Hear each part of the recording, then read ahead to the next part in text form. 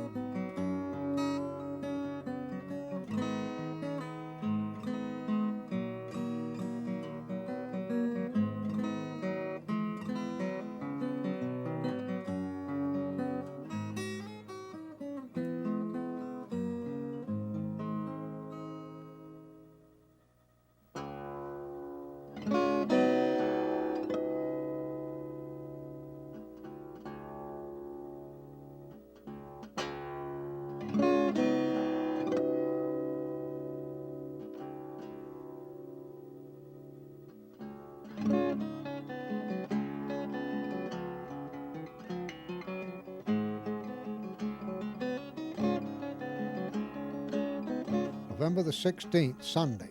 Temperature 28 degrees, wind northeast. Wind speed is 12 knots. Snowing about 7 a.m. Snow steady for the rest of the a.m. and into the p.m. A few of our island fishermen went out today, a meeting at the Lobster Co-op dock this morning by the directors to discuss the dividend that will be paid to the lobstermen this year. Big expenses were incurred in repair work on the dock for the bigger new building. The fishing has been very good this fall, and it looks like it will be the co-op's best year ever.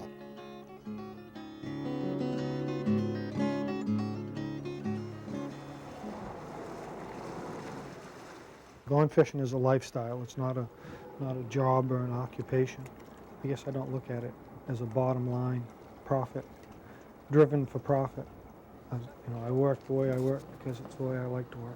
What do you think they'd want to do with the jumbos? If there's like a basket, put them in? I'll get a basket. The 2 years that I was teaching, I went out with anybody that would take me. And then when I got through, before I got through teaching, I decided I wanted to try it. Because I figured if I didn't try it, I'd always wonder if I could have done it. And I went, I built some traps and got a small boat, and I went fishing. And I don't know, the rest, as they say, is history.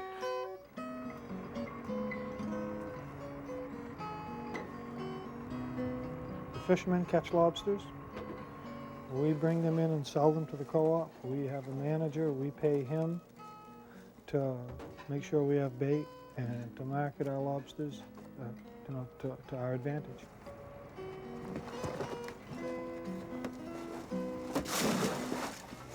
It's just nice to own your business from top to bottom.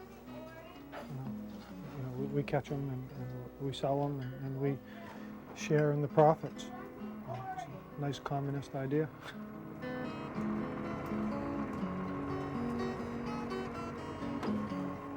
I think without the co-op, it would probably be harder to maintain a year-round community, to maintain a community of anyone, because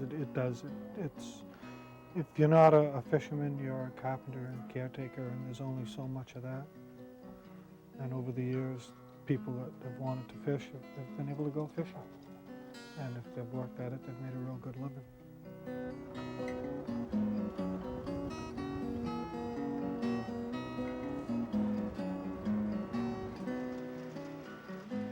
My father was always lobsterman, my grandfather. I remember them doing it. And then when I was 11, I got a license and hauled a few in traps in a rowboat.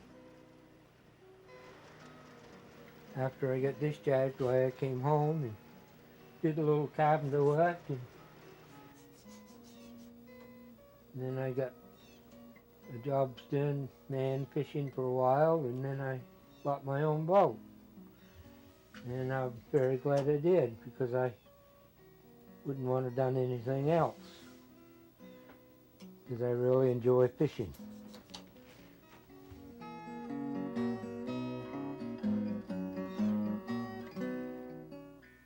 like gambling and a lot.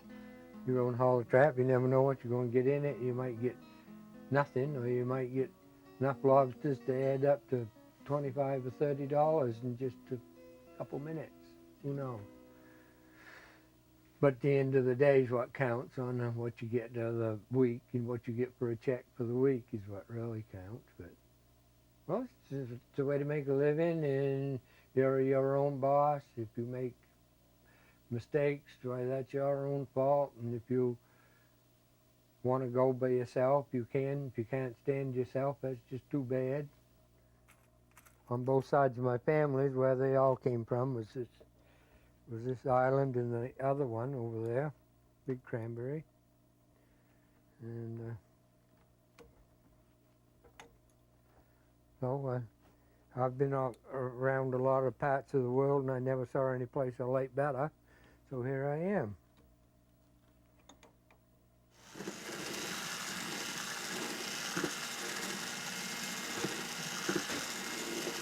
I think a community is much richer when people, when their roots are there and they continue generation after generation to be there, because there's so much interest in the place from the people, I think, that they want to see the community carry on and thrive. Father, we thank you for this day, for all that's been done for us. We thank you that we can gather as friends around the table tonight and have such abundance. We give you thanks in Christ's name. Amen. How did the house come along today, Judy? Oh, actually, we got a lot done today. You It did? was great. I Yeah, have we some, huh? we Want me to put 'em down finished here? here. Anna, I think we should give Anna. Ted had a son, he's now a fisherman. Richard had a son, he's now a fisherman. I had 4 sons, and 3 of them are fishermen. So because of those 5 sons, there's more people been here. The sad thing is some of them are now moving to Northeast Harbor or Southwest Harbor. It's kind of strange. A lot of outboard boats that take you to Northeast in 5 or 6 or 7 or 8 minutes, and except in the winter time you can't use them. But bigger boats, faster boats, so much easier to leave the island now than it used to be, and people aren't bothering they're not wanting to stay on the island. Supposed to be good tomorrow, isn't it? Mm-hmm. Tomorrow and Friday, so. Oh, really? Was there any rain this weekend? That'll be good. I probably knew I was leaving Islesford by the time I was about 5. I knew from a very young age that this would not be where I would live. I really wanted my life to be different than so many of the lives I had seen on Islesford. And so, you know, I kind of tried to pursue that by, you know, going away to boarding school and going to college and pursuing this career thing. And really wanted to kind of separate myself as much as I could from where I had grown up. So how was your day, Cal? It was good. I stayed pretty busy. Mm-hmm. I had some good sales. Sold some snowshoes. Oh, you did? Finally. Yeah. You know, I've had this sort of ambivalent relationship with the island, and part of what that's been about for me is that because the island is where it is, and because it has this culture in the summer of, you know, this summer community with lots of playtime, people on vacation, lots of fun summer type things going on. It's a small community, it's a close community. I think it sort of projects this romantic idea of what island life is like. And that's always been difficult for me, because island life it has elements of romance, but for me it was not romantic.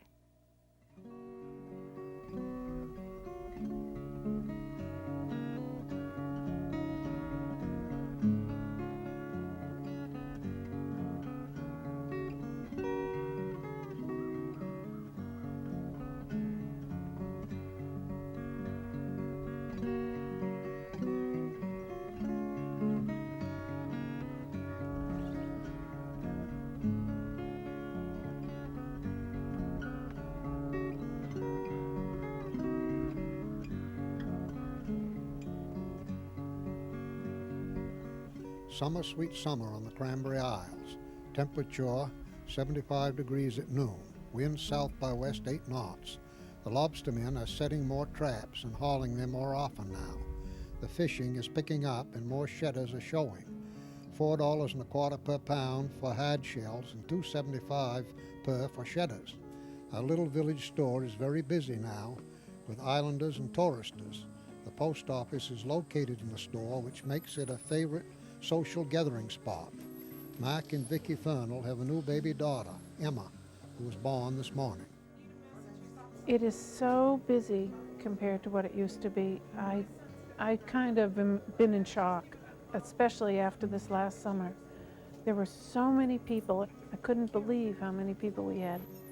And they all walk up the street, and the cars all have to wait. And they don't even, they're touched by the magic of the island.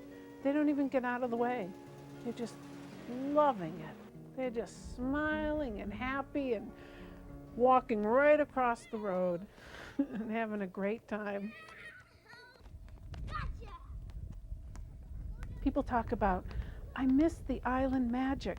I have to go back and get some. You know, the summer people or people that have lived here for a little bit off season. I'm thinking of one person in particular, and she says that. She goes, oh yeah, I'm over in Northeast Harbor, but I miss the island magic. I have to go get some. That's the nicest looking sight I've seen all month. What? When did the best looking? When did you get back? When I would go home in September, I would draw pictures of boats all fall and be homesick for the island. And I would think that I would see people from the island. I was so in love with it here. I would see Louis Fernald. I would see Francis Fernald. I would do a double take and see the boy that worked on the mailboat that year. I'd turn around and think I saw Anne or Cora, or any number of people. And then I'd realize it wasn't them. And I'd go, oh. I really did. I had it bad. I wanted so much to be here. I don't make a living doing this. I haven't had any salary for 3 years. So it can't survive the way it is. And I've been to a storekeeping conference that the Island Institute held, and other island people were there and other shopkeepers. And basically there's only one island that's making it, and it's because they have 1,200 people there.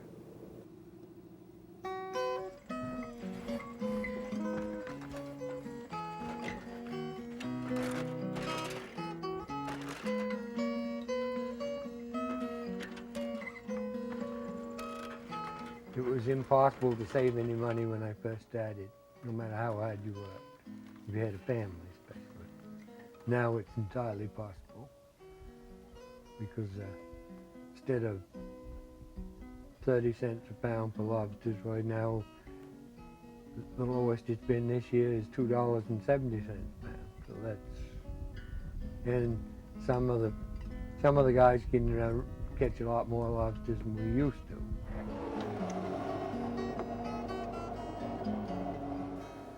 Scientists say it's all gone by, but I don't think so. I think there's more lobsters than ever.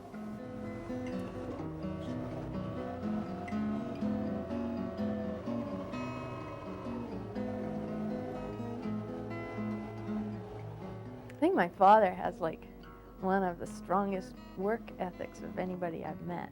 He really never took a day off. He worked, if he wasn't lobstering, which he did every possible opportunity he could, he was in his shop or at his shop down at the dock in the summer working. And you know, he had 6 children. He didn't have, you know, the sort of the cushion of a job with sick days and vacation time and pension plans, and one of the major stressors that I think he perceived was financial stressors. You know, there probably were more others, you know, others more underlying that maybe he wasn't aware of, and maybe most of us weren't either. But I'm sure it was a difficult time.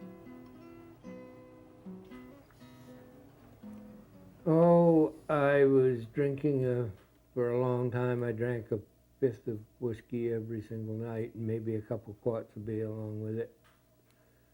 And it really started to bother me. And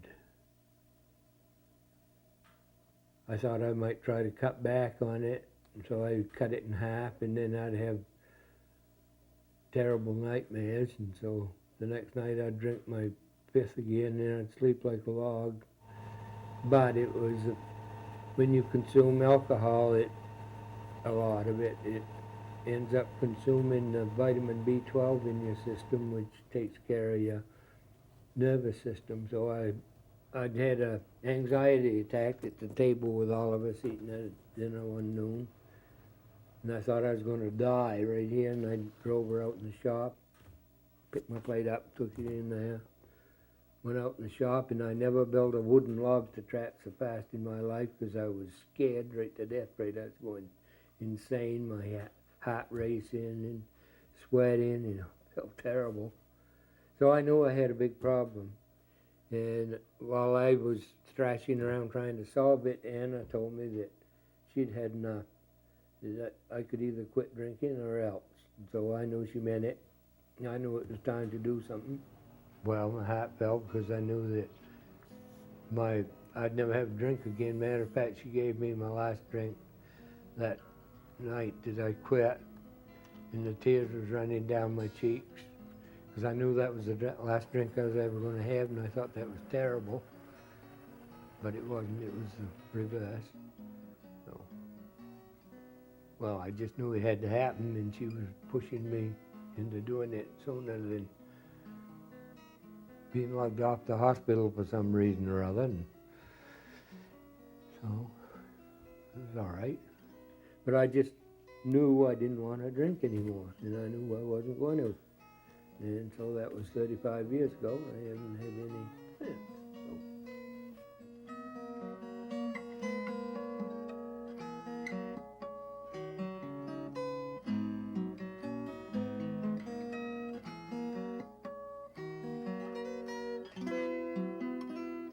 I was 19 when I came out here. I was 18 when I got married.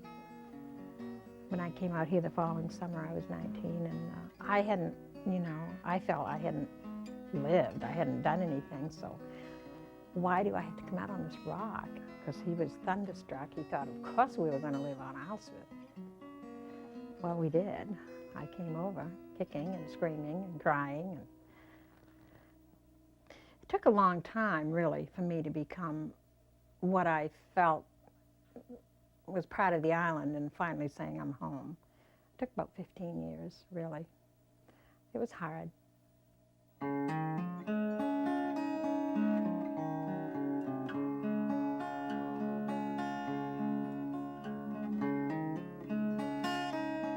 September the 14th, Sunday, thick of fog early and a light rain. Reverend Doug Hare and his wife Ruth were delayed for church service this morning as the ferry didn't make its usual trip due to malfunction. John Dwelly eventually gave them a ride aboard the Delight, and church was held with a large congregation. Reverend Hare gave a memorial remembrance for Lena Bradford, a friend and neighbor who died last week. Lena was an island girl who grew up here and went to school here. She had been sick for some time.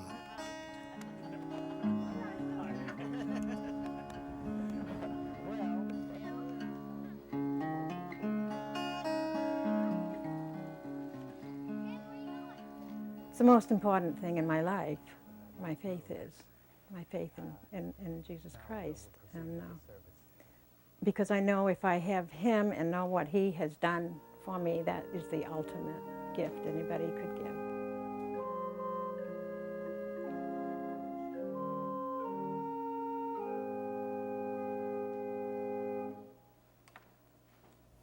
We pray for all of us who mourn the passing of Lena, even though we are grateful for her release from suffering. Give us grace with which we may put balm on the wounds of those around us, that together we may more nearly represent the kind of community Jesus came to found. I know that I'm loved, and no matter what else is going on, I have that joy, you know, within me.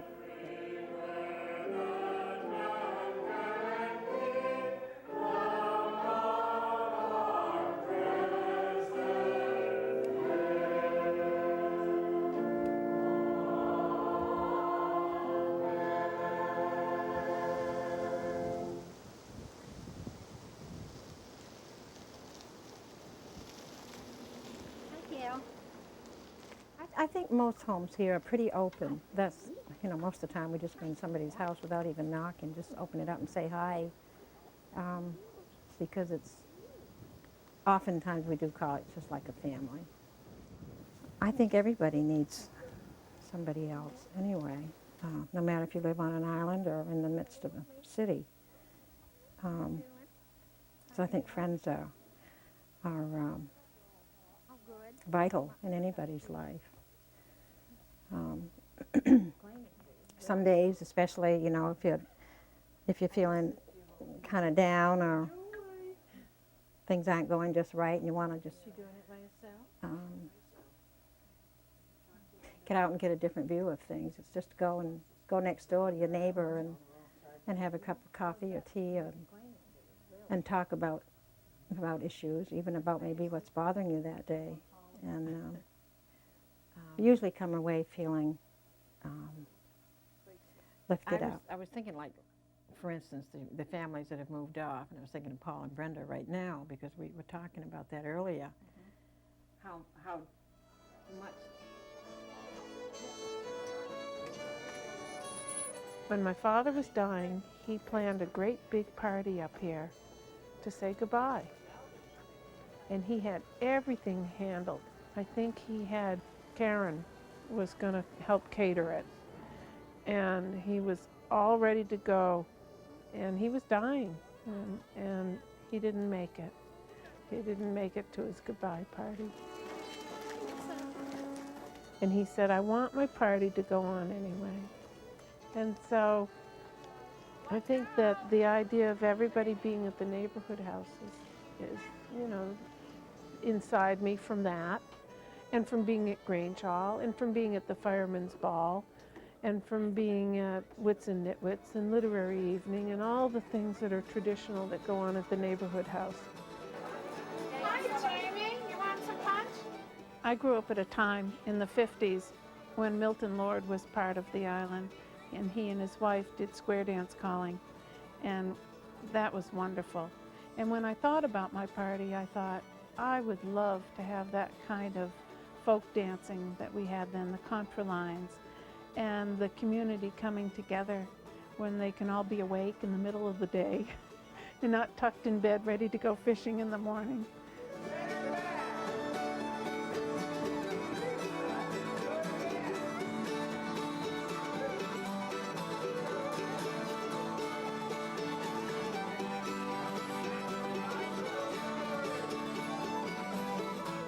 If you can slow anything down so a community can be a community, that's wonderful. And a community can't be a community if it's so busy that it doesn't have time to communicate.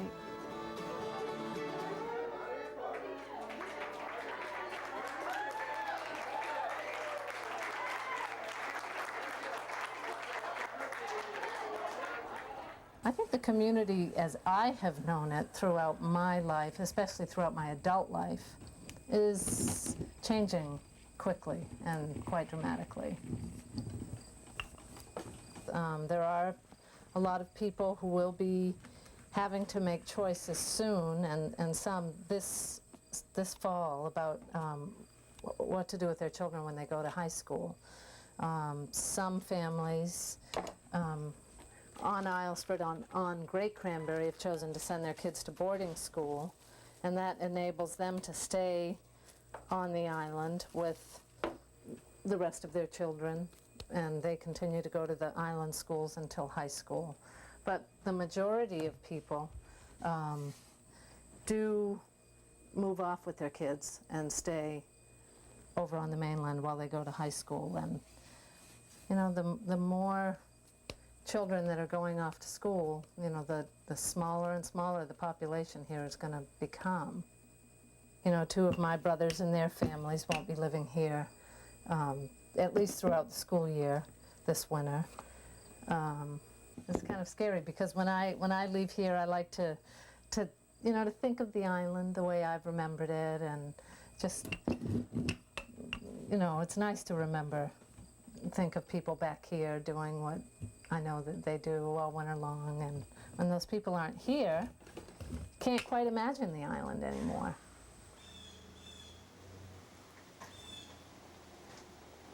Well, we moved off to Northeast Harbor in September, and I've been commuting every day.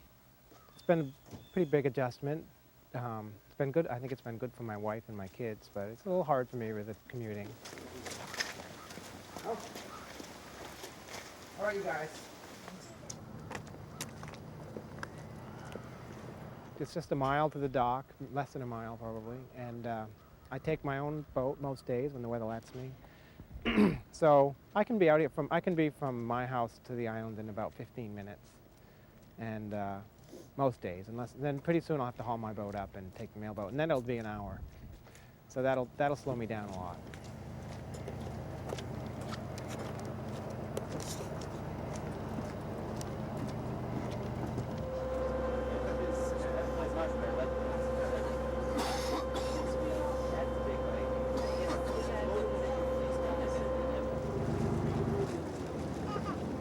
There's a trend now that a lot of people are going off to bring their kids to a bigger school. I think there's a lot more, they just feel like there's a lot more to offer over there. I mean, academically, this school is wonderful. The kids come, my children started this fall and they were at par with or better than most of the other, the other kids. And so I think that there's no problem there over here. I think it's just the social part of it, having other friends, extracurricular activities. I think that's really lacking here.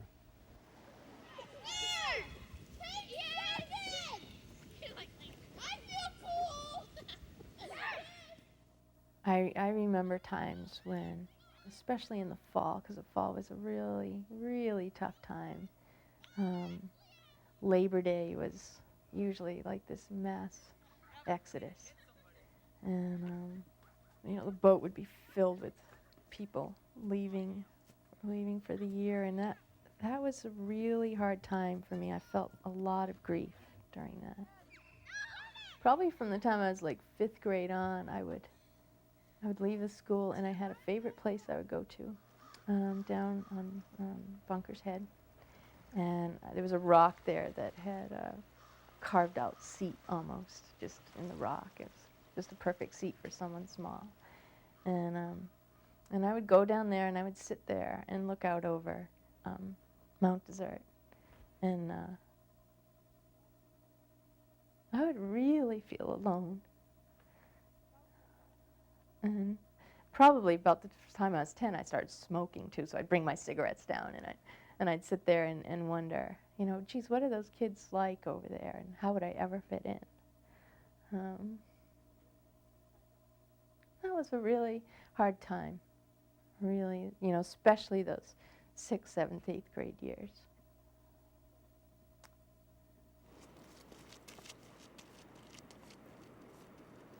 I guess I started experimenting a little bit with alcohol when I was pretty young, 10 or 11. I think my parents knew very little. And I think that's sort of kind of been the norm.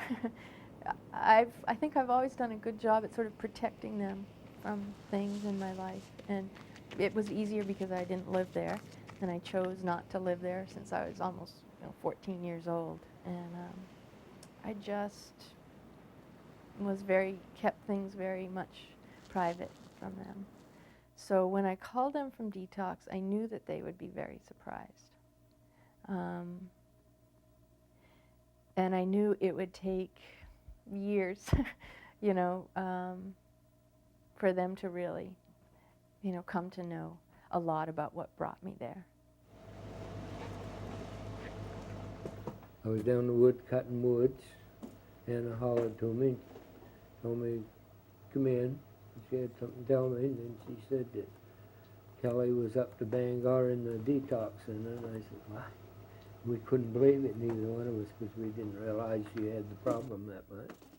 I was surprised that she was in the same fix as I was in, not being able to handle it properly.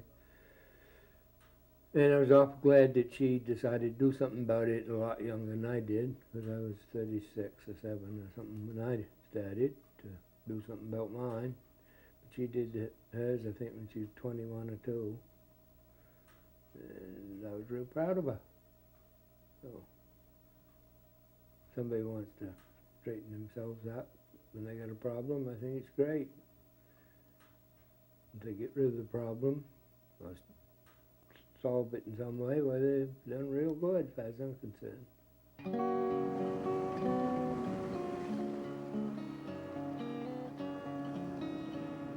October the 28th, temperature 42 degrees, wind northwest at 25 knots. This has been a very dry summer and early fall, up until yesterday's northeaster. I recorded 14 inches of water in my well at 7 a.m. A few light sprinkles fell also this morning. 'Tis a windy day. I drove down Merrill Road a ways later, and then walked to Mash Pond with my binoculars. No eagles seen this year by their nest. A goodly gathering at the school this evening for a potluck supper and parents' night.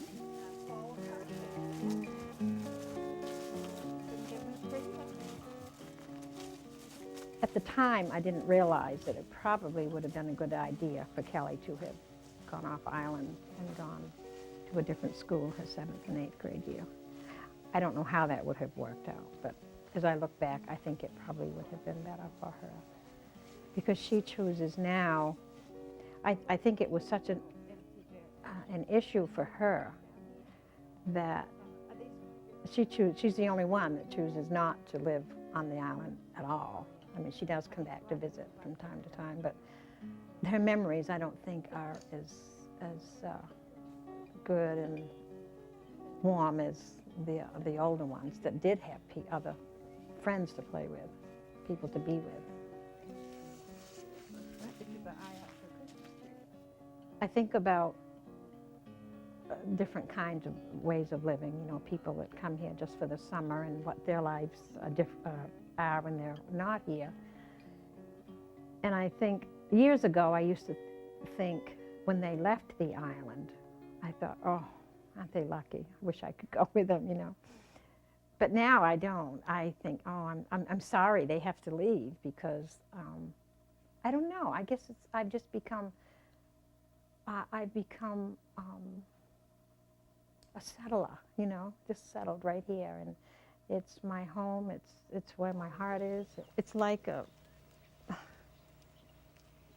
probably somebody maybe being lost for a long time maybe, and finally they found home, I think.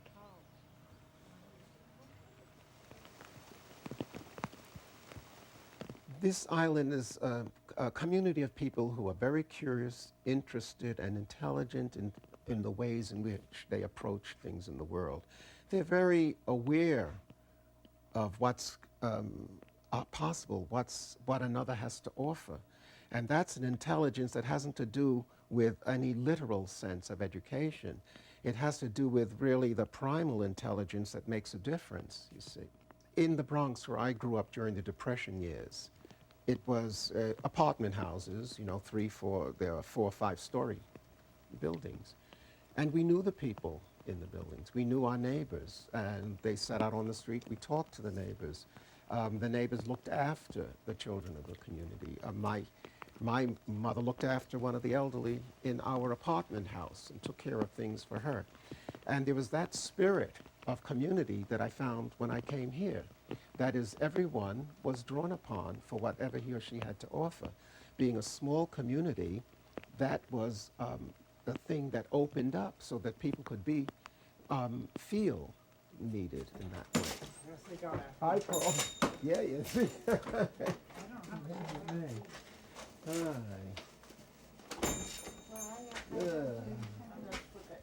It's essentially a recognition that we are all human, and that that essence of relationship one to another is the foundation of being human.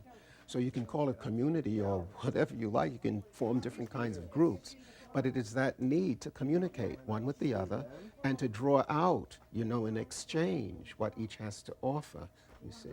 And so where that is lacking, where people get convoluted, caught up in themselves alone, then that breaks down, and they're not recognizing that the other is like me, you see, and then they can distance themselves, and then you don't get community. You have people caught up in their little cloistered, closed-in worlds, and the concerns break down, and the community then breaks down. Good. You see, that's what happens when you're away for a week. That's right. You get all the presents when you come. Thank you, Joy. Albert! Hey! Albert! Don't you play that right? You see, them trucks are going to bang on run over you, and you die, Albert! Don't you play that right?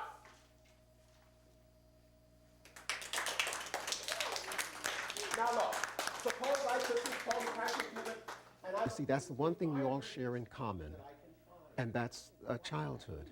It's universal. Anyone who has survived childhood has that within him or her, because that's what you've grown through. So that's the universal experience of all the people you meet, childhood, you see. And so that spirit stays in me. I tap back to it because it flourishes. That kind of curiosity and wonder and excitement, I don't want to dampen. I don't want it to die down. I don't want it to be in conflict with my being an adult. Swimming, swimming in a swimming pool. Some people want their kids to have the wide range of extracurricular activities that you get in a larger school where everybody's in this is the first grade and the second grade and the third grade. Other people are happy here because the kids get the individual care that they may need, or if they're an advanced student, they can go along at their own rate. Myself, speaking I think for Cindy and myself, we're just as happy as can be with the education that our kids are getting. What did you do this morning? Well, I think that being in a big school I wouldn't really like because there would be too many kids, and also I wouldn't get all the fresh air. And I couldn't bike up to school, stuff like that. Bye, Mom. This is my book, The Islesford Seasons. Part 2, Summer. School's out for the summer. More business for Dad. Lobster prices are great.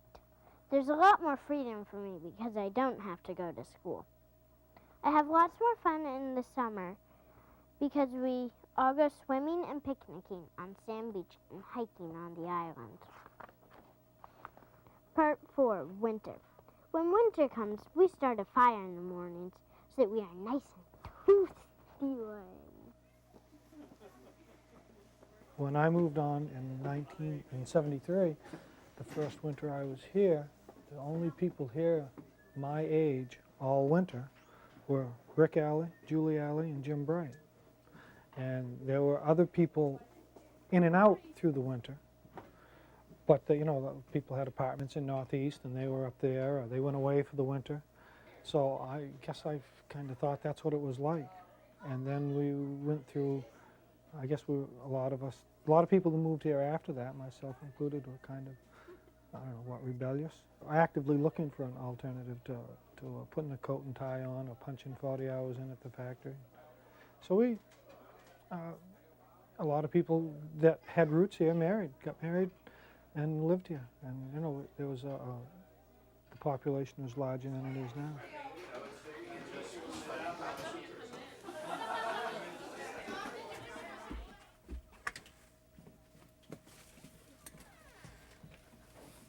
I love Islesford, and I hope that we will always have ties there.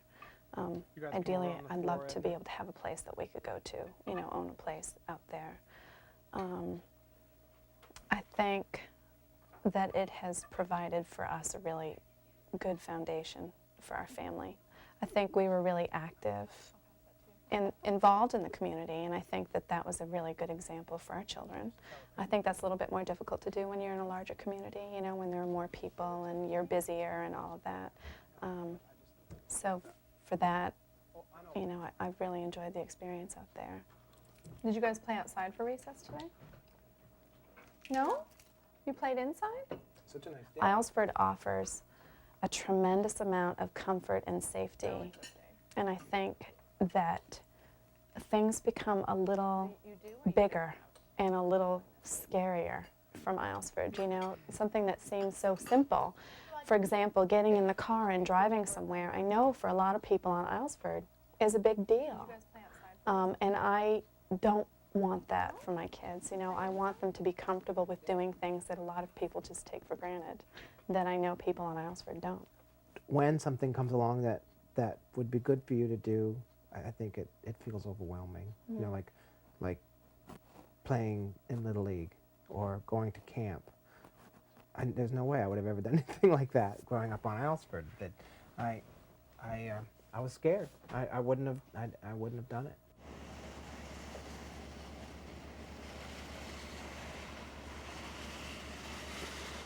Well, when you're in the boat and baiting traps, it's not real heavy work, but it's a long day, and by the end of the day, you know, you really feel it.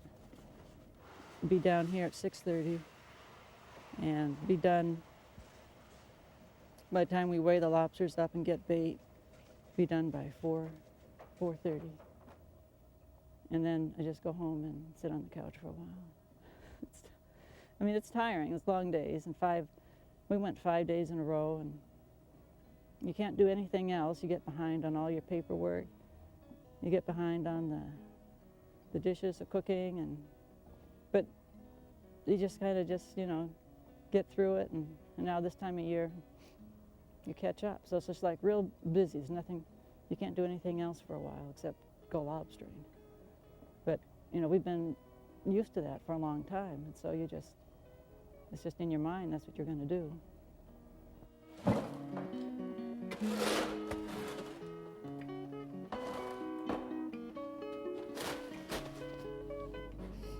You learn a lot by going with somebody, and I think that's about the best way to learn how to lobster is to go as a stern man, stern person, and you know, just see how it's done.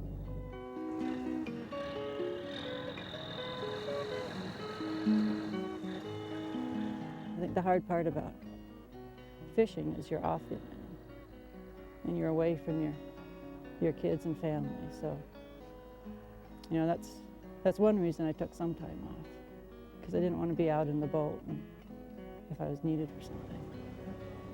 There's times I've been able to go out for a few days a week and have somebody come in when they were younger and get them off to school, and then spend the rest of the time of the week catching up at home.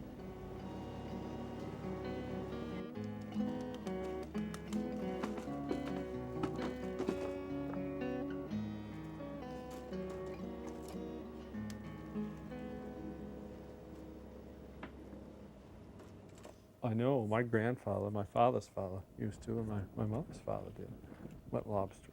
And I'm sure their parents before them went fishing of some kind.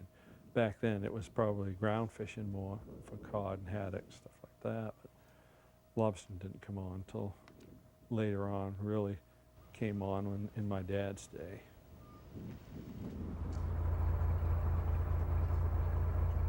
Lobster is much easier to take care of the fishery than ground fishing.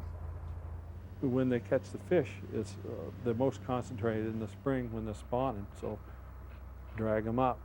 If you caught all those, if those are all like female lobsters and you kept them all, the lobster fishery would be the same. I mean, there's not much you can do about it. You drag them up, or if you hook them up, any way you bring them to the surface, they're not going to make it down.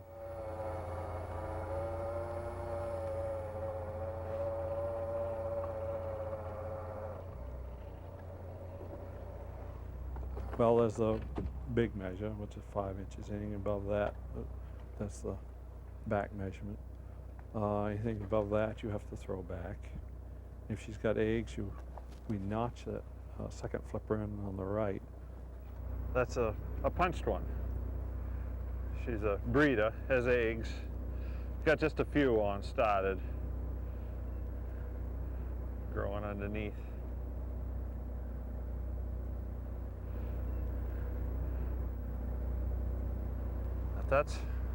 I'll let that one go. I learned a lot from my father, but I also learned a lot from being up in Warren's shop with his boys. They were building traps. I always had a few traps growing up, but not a lot. And it was like Mark and Danny started full-time fishing before I did. I went to art school. Good one.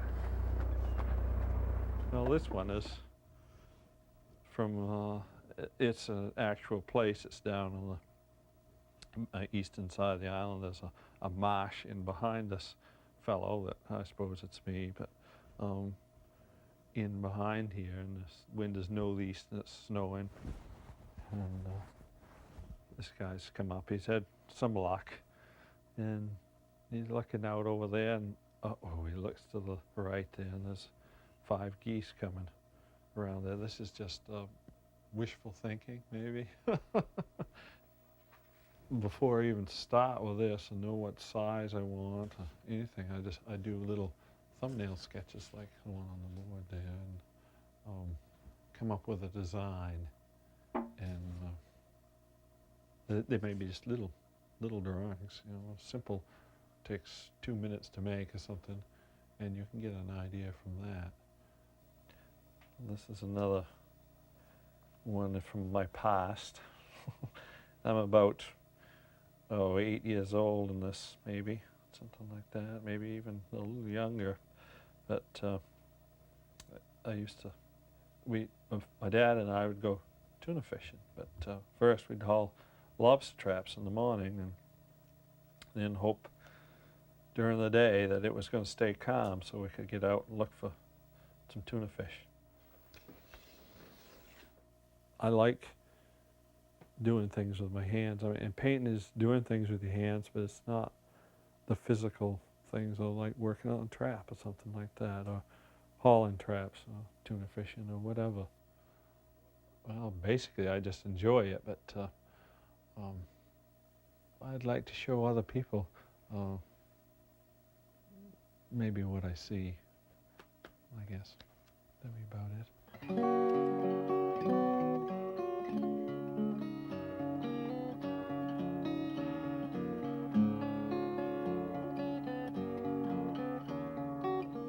December the 8th, Monday, temperature 33 degrees, wind northwest, sunny in the AM with a few clouds.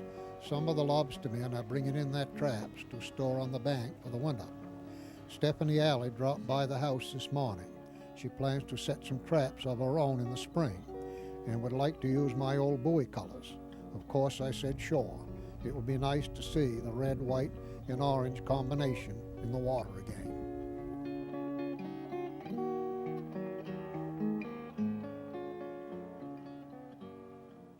Cranberry, huh?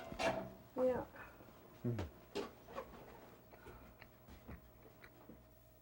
The generation before me, 8 or 10 years before me, just about every one of those people moved off, went to college, and right out of state, gone. But, and then our generation was one that wanted to come back for some reason. I'm not sure why. I never wanted to go away anyway, but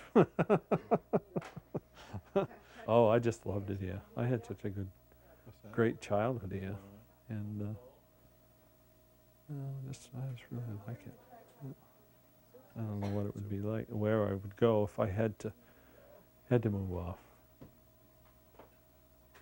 Seems like the trend is to move off in the winter. I suppose it's easier for these people, makes them life easier for them. It is a little difficult here. What I see happening is this island becoming a summer community.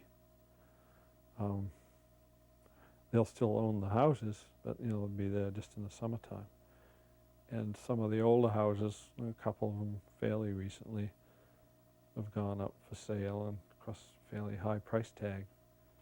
And a young family that wants to live here year-round or fish they can't pay that. And the last two places, families from off island have bought them, and they might be here in the summer, and they might not even be here in the summer.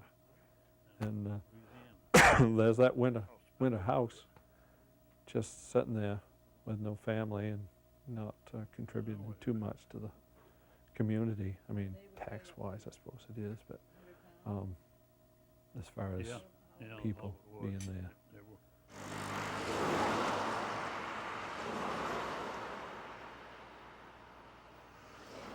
I think now in my life, I feel really grateful that I have it as a heritage. You know, I think there's a lot I learned from Aylesford. I think my love for the outdoors is probably very strongly rooted in having grown up where I did. I also think that as difficult as so much of my alone time was as a child, that it's given me what I think of now as almost the gift of being able to be alone well.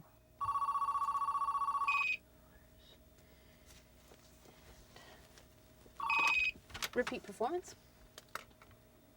I'm here until 6. And you know, now with my work and my store, I feel like I'm getting back to sort of the roots of my family and being self-employed and, you know, starting something from nothing and creating a pretty neat little business.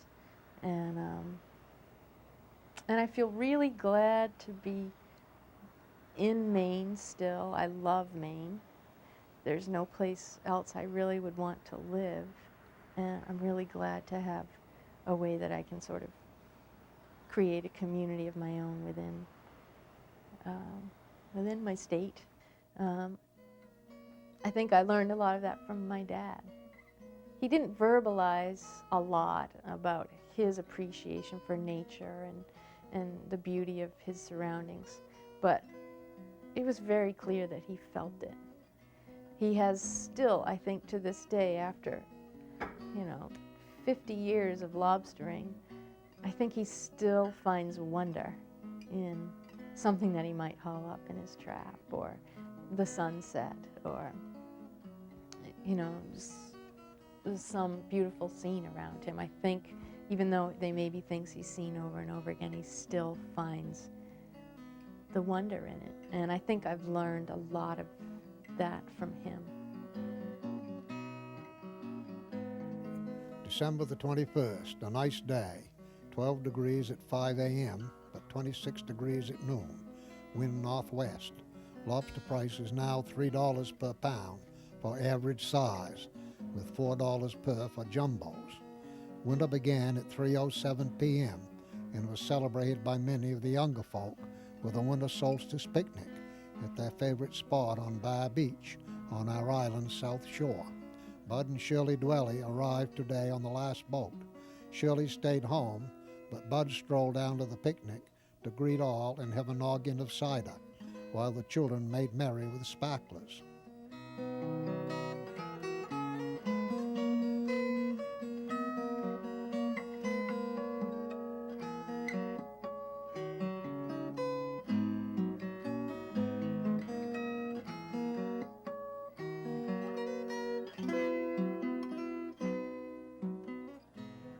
Maine Public Television's production of Our Stories is made possible through a television demonstration grant from Rural Development, part of the USDA.